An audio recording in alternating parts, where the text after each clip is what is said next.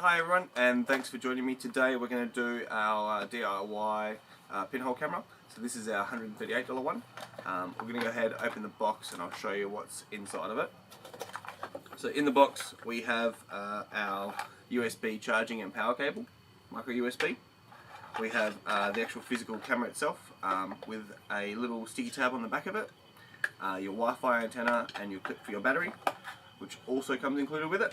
There's also a little guide of other products that are available and a handy little instruction sheet. However, you can use our Pro iCam tutorial that we have linked in the description below to get your camera all set up.